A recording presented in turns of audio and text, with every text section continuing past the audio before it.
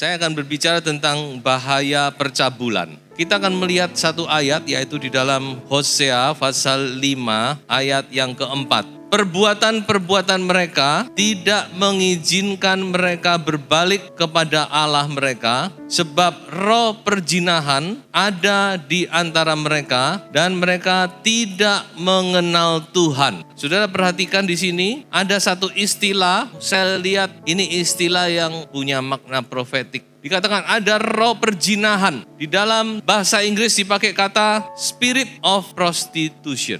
Roh perjinahan. Nah, ini yang sedang melanda kehidupan kita saat ini. Roh perjinahan. Sebelum kita beranjak lebih jauh, kita akan melihat dulu apa sih sebenarnya yang dikatakan Alkitab tentang percabulan itu, supaya jelas. Saudara, di dalam Alkitab ada dua kata yang dipakai dalam Perjanjian Baru khususnya. Ada dua kata yang dipakai untuk mengatakan kata percabulan atau perjinahan itu. Yang pertama adalah moikeia. Moikeia ini diterjemahkan sebagai perjinahan. Ini lebih berbicara kepada orang-orang yang sudah menikah. Orang-orang yang sudah menikah lalu berbuat serong dengan wanita lain atau dengan pria lain. Inilah yang disebut moikeia dan kurang lebih dipakai 54 kali di dalam Alkitab. Kata yang kedua yaitu kata porneia.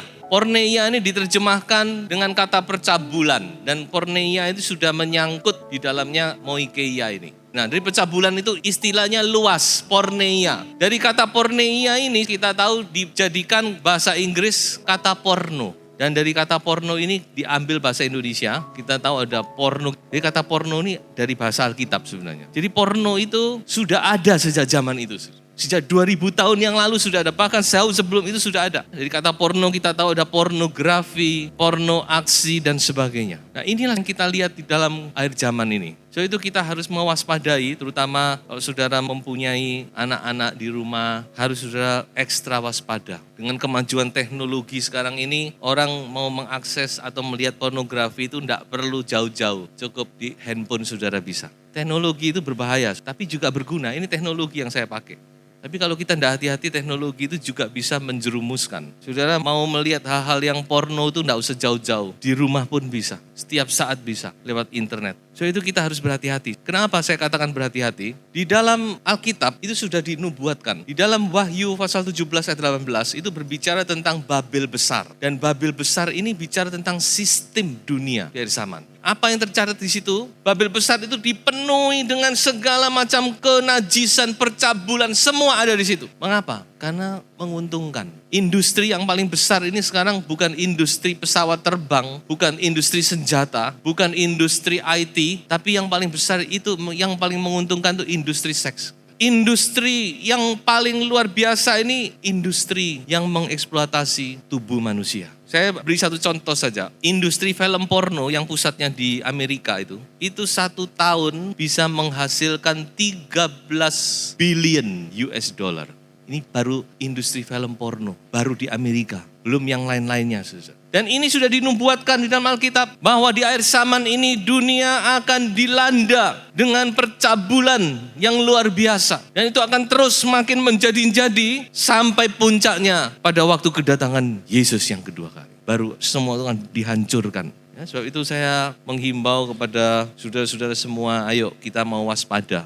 Jangan sampai kita terimbas, jangan sampai ada uang jemaat yang masuk dalam industri tadi ya saudara. Dan kalau saudara setiap hari saudara membaca Amsal, maka saudara akan banyak diperingatkan tentang hal ini. Bahkan ada satu Amsal yang khusus berbicara tentang percabulan. Tidak bicara yang lain-lain dia. Cuma bicara tentang percabulan. Yaitu Amsal berapa? Amsal 7. Amsal 7 ini khusus bicara tentang hal percabulan. Nah, saya akan menyinggung masalah Amsal 7 ini banyak di situ. Tapi saya akan simpulkan beberapa hal saja. Yang pertama, saya akan melihat bersama-sama dengan saudara tentang 3 ciri wanita jalang yang digambarkan di dalam Amsal 7 pada khususnya. Juga kitab Amsal pada umumnya. Yang pertama adalah tidak tahu malu. Jadi ciri yang pertama dari seorang wanita jalang, wanita ini juga termasuk pria di dalamnya ya. Kalau bilang wanita bukan cuma wanita toh, pria pun.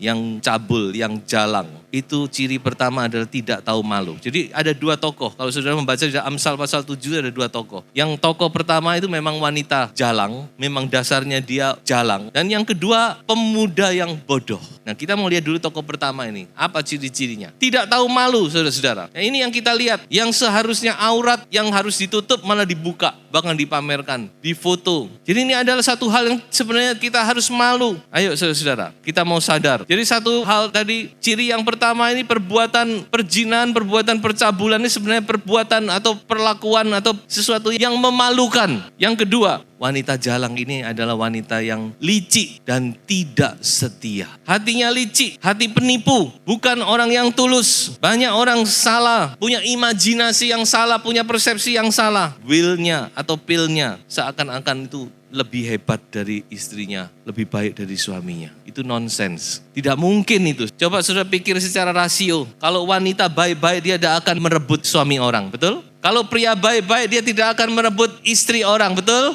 Ada nih yang masih terlibat dengan percabulan, perzinahan, bertobat hari ini. Dalam nama Yesus bertobat. Itu wanita yang tidak baik, tidak benar. Sudah percayalah, istri saudara itu nomor 1 di dunia. Walaupun mungkin banyak kekurangan. Jadi jangan punya persepsi yang aku nanti kalau sudah cerai dengan istriku menikah dengan ini bahagia. Tidak mungkin. Pasti tidak setia dia. Apalagi kalau dia sudah bersuami, sudah beristri. Berarti dia ini orang yang tidak setia. Kalau dia berani tidak setia kepada istri suaminya yang sah, apalagi kepada yang tidak sah. Coba sudah sadarlah. Dalam nama Yesus. Yang berikutnya, jalannya sesat, itu yang dikatakan oleh firman Tuhan. Menuju jalan kematian, jalan-jalannya, dipakai jalan-jalannya. Artinya itu semua perilakunya, tindak tanduknya sesat. Gak ada yang benar, sudah. Seseorang terlibat di situ, dia akan jadi tidak benar. Dia akan bisa yang tadinya jujur, tulus. Dia bisa pintar menipu, pintar berbohong. Membohongi keluarga, membohongi Tuhan. Tuhan mau dibohongi. Kita di hadapan Tuhan, kita yang telanjang. Tidak ada yang bisa kita sembunyikan di hadapan Tuhan. Ya, tapi inilah keadaannya. Yang paling celaka sudah sesat, nak kroso. Sesat tanpa diketahuinya. Sudah itu yang wanita jalang, itu bukan bagian gereja Tuhan. Kita sekarang lihat lagi, kembali ke 3 keadaan orang yang jatuh dalam percabulan atau perzinahan. Yang pertama, firman Tuhan katakan, orang yang jatuh dalam percabulan atau perzinahan itu adalah orang yang bodoh. Saya bicara ini bukan cuma perbuatan ya. Tadi sudah saya jelaskan bahwa percabulan itu termasuk di situ adalah pornografi. Ada orang yang enggak melakukan perbuatan ini tapi senang dengan pornografi. Firman Tuhan katakan apa? Orang yang bodoh, orang yang tidak berakal budi, orang yang bodoh, yang celaka lagi dikatakan dia seperti seorang wanita yang menghancurkan rumah tangganya dengan tangannya sendiri. Tidak ada orang yang bijak yang mau menghancurkan jerih lelahnya sendiri.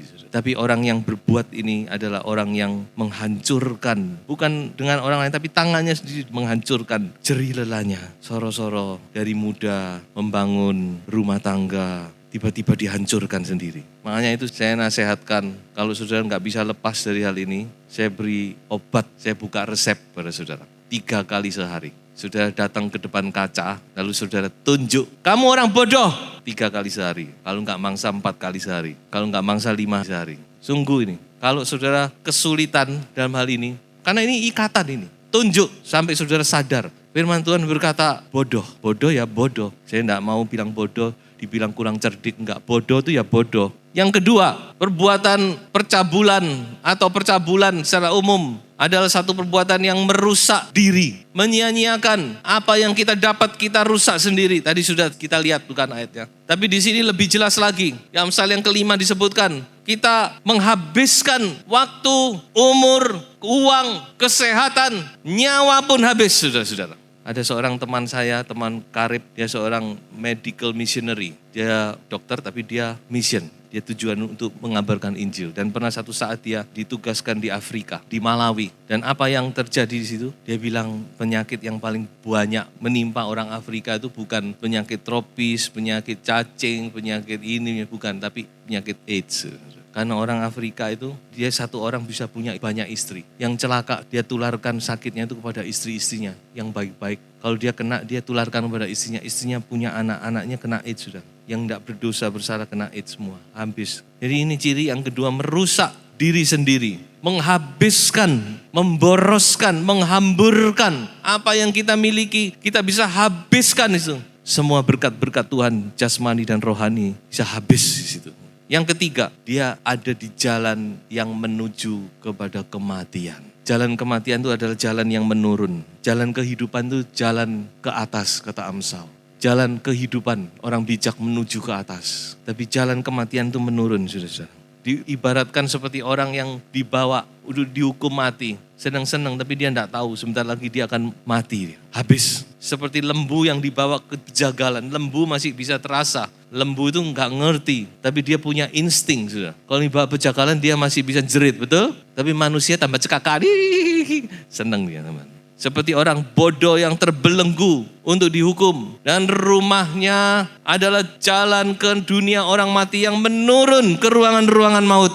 Rumahnya di sini sebenarnya rumahnya wanita jalang itu, Amsal 7. Tapi orang yang bersekutu dengan dia sama, dia sedang turun jalannya menuju maut. Kalau masih kesempatan bertobat, dan saya yakin Tuhan masih kasih kesempatan. Bertobat, masih naik lagi, masih puji Tuhan, bisa keluar. Tapi pas Tuhan marah kayak Anania Safira, jelek langsung mati, gak ada kesempatan lagi. Ya, dan ini bisa terjadi. Mari kita dengan hati yang takut dan gentar, kata Paulus, mengerjakan keselamatan. Apa akhir dari percabulan? Ada 2 ayat yang akan saya sampaikan. Dikatakan bahwa yang pertama, 1 Korintus 6 ayat 9 dan 10. Bahwa orang yang cabul, orang yang berzina itu tidak akan mendapat bagian dalam kerajaan Allah. Dan yang kedua, lebih jelas lagi dalam Wahyu dikatakan, orang yang cabul, salah satu dari sekian daftar yang ditulis, terus orang yang cabul itu akan dibuang ke dalam lautan api dan belerang yang bernyala-nyala. Oh,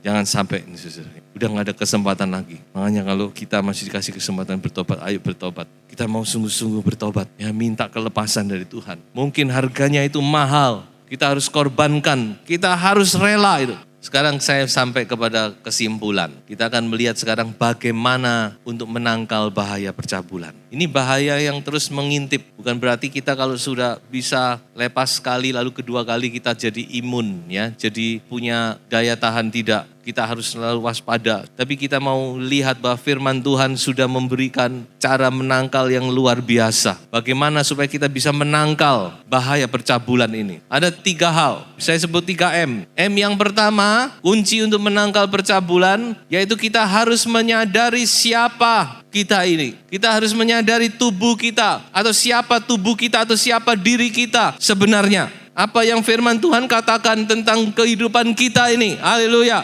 Kita harus sadar. Mari kita membaca. Atau tidak tahukah kamu bahwa tubuhmu adalah bait Roh Kudus yang diam di dalam kamu, Roh Kudus yang kamu peroleh dari Allah, dan bahwa kamu bukan milik kamu sendiri, sebab kamu telah dibeli dan harganya telah lunas dibayar.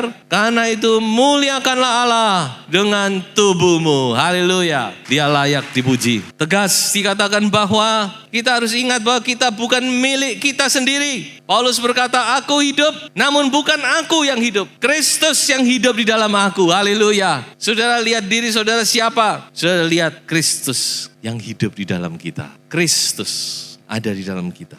Tubuh ini bukan milik kita. Jadi sebenarnya kita enggak berhak. Kita enggak berhak kepada diri kita sendiri. Bahkan dikatakan bahwa tubuh kita ini adalah rumahnya Roh Kudus. Roh Kudus mau tinggal di dalam kita, ini luar biasa. Siapa Anda, siapa saya? Oh, kita kalau lihat diri kita, mungkin kalau sudah mau menoleh, yang lalu-lalu kita bisa malu.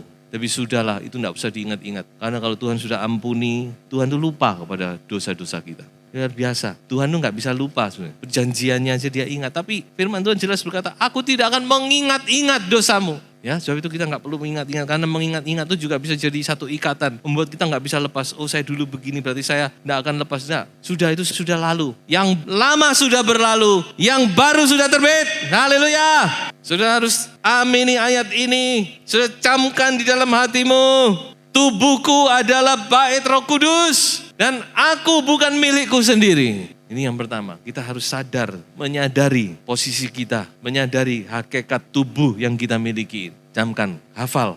Selalu ingat, hafal bahwa tubuhku adalah bait Roh Kudus. Dan aku bukan milikku sendiri. Kamu sudah dibeli dan harganya telah lunas dibayar. Dan bukan dengan emas dan perak, tapi dengan darahnya sendiri. Yang berikutnya, yang kedua, apa cara menangkal percabulan? Yang kedua, kita harus menyangkal keinginan tubuh atau keinginan daging ini. Kita harus ingat, anak Tuhan itu tidak bisa hidup tanpa penyangkalan diri. Karena itu memang jalan kita. Makanya Tuhan Yesus berkata apa? Kalau seseorang ingin mengikut aku tapi tidak mau memikul salibnya sendiri, dia tidak layak menjadi muridku. Memikul salib ini bicara tentang penyangkalan. Menyangkal daging ini, keinginan tubuh kita ini. Coba kita belajar dari yang kecil aja. Mungkin dari makanan. Makanan itu sebenarnya ya boleh, sudah mau makan sampai kapan. Coba dari penyangkalan, kadang-kadang kita harus menyangkal masalah makanan. Masalah puasa, itu perlu saudara. Puasa itu salah satu kita menyangkal. Berkata no kepada keinginan kita untuk makan. Ini latihan. Penyangkalan diri ini latihan. Kalau tidak percaya ada satu ayat firman Tuhan. Paulus berkata, tetapi aku melatih tubuhku dan menguasainya seluruhnya supaya sesudah aku memberitakan Injil kepada orang lain, jangan aku sendiri ditolak. Dijauhkan Tuhan, saudara-saudara. Apa yang Paulus tulis ini adalah satu keprihatinan terhadap dirinya sendiri. Ya, saya bukan berkata Paulus sedang berbicara secara khusus tentang percabulan. Saya yakin ini sudah menyeluruh. Tapi ada di situ juga masalah seksual, saya yakin. Melatih tubuh. Di dalam bahasa Inggris dipakai kata, aku memukuli tubuhku sendiri. I beat myself and I make myself a slave. Dan aku jadikan tubuhku ini seperti budak yang bisa diperintah. Aku pukuli diriku sendiri. Dalam bahasa Indonesia sehari-hari dipakai kata, aku gembleng tubuhku dengan keras. Aku disiplin diriku. Daging ini tidak bisa diikuti. Memang kita masih hidup di dalam daging. Memang kita tidak bisa lepas. Tapi kita harus ingat daging ini memang harus dilatih. Saya jadi teringat perkataan Yohanes Pembaptis. Aku harus makin kecil, tapi dia harus makin besar. Mungkin ini yang dimaksud. Bagaimana daging kita ini harus makin hari makin kecil pengaruhnya kepada diri kita. Tapi Kristus makin besar di dalam kita. Jadi ini harus dilatih. Mulai dari hal yang kecil kita lewat, oh kita menang, kita lebih besar sedikit, kita menang. Dilatih. Makanya itu kalau ada handphone yang masih menyimpan gambar-gambar yang nggak karuan, coba hapus. Jangan tunggu, jangan sampai ada itu. Laptop, komputer saudara, delete semua. Delete dari pikiran saudara juga. Latih ini. Ini menyangkut mati hidup kita. Menyangkut kekekalan ini. Ini waktunya kita bangkit, amin. Waktunya kita tinggalkan dosa, amin. Jangan main-main nih, Tuhan sudah gak lama lagi nih. Yang ketiga, mengerti kehendak Allah terhadap tubuh kita. Mengerti kehendak Allah. Tuhan tuh punya kehendak terhadap tubuh kita nih. Tuhan menyelamatkan kita ini bukan menyelamatkan cuma roh kita, nyawa kita, oh gak apa-apa. Toh besok yang kamu yang masuk surga cuma rohmu, enggak. Tuhan ini terhadap tubuh kita ini loh punya kehendak. Jadi kita harus mengerti apa kehendak Tuhan ini. Terhadap tubuh kita ini Tuhan juga punya kehendak, yaitu memuliakan Tuhan. Tadi juga kita lihat, muliakan Tuhan dengan tubuhmu. Kita baca ayat ini. Karena itu saudara-saudara, demi kemurahan Allah, aku menasehatkan kamu supaya kamu mempersembahkan tubuhmu sebagai persembahan yang hidup, yang kudus, dan yang berkenan kepada Allah. Itu adalah ibadahmu yang sejati. Firman Tuhan begitu baik. Paulus enggak ngomong demi kekerasan Allah. Dia bisa pakai ancaman, demi kekerasan Allah, demi Allah kita yang tidak bisa dibuat main-main. Dia bisa mengancam dengan ayat ini. Paulus tidak mengancam, dia bahkan seolah-olah memohon. Roh Kudus itu masih berkemurahan, ayo demi kemurahan Allah, demi kasih-Nya yang sudah dilimpahkan kepada kita. Karena kita sudah ditebus, kita mendapat kasih karunia. Demi kemurahan Allah, Roh Kudus menasehatkan kepada kita supaya kita mempersembahkan tubuh kita ini sebagai apa? Persembahan yang hidup, bukan yang mati. Yang hidup berarti saat ini. Yang kudus artinya dipisahkan dari dunia. Kita hidup di tengah-tengah dunia, tapi hidup kita dipisahkan. Dan yang berkenan kepada Allah, yang menyenangkan Allah, yang menyukakan hati Allah, yang menjadi persembahan yang berkenan. Waktu Yesus datang ke dalam dunia, dia berkata, "Aku datang, engkau memberikan tubuh kepadaku, dan kini aku datang. Engkau memberikan tubuh kepadaku." Dia berkata kepada Bapa, Tuhan menyediakan tubuhnya kepada Bapa. Ini Bapa, tubuh. Jadi saudara, tubuh ini Tuhan kehendaki. Tuhan menyelamatkan kita bukan cuma roh kita, jiwa kita, tapi tubuh kita pun Tuhan mau tubuh ini. Kita baca lagi ayat ini. Tetapi tubuh bukanlah untuk percabulan, melainkan untuk Tuhan dan Tuhan untuk tubuh.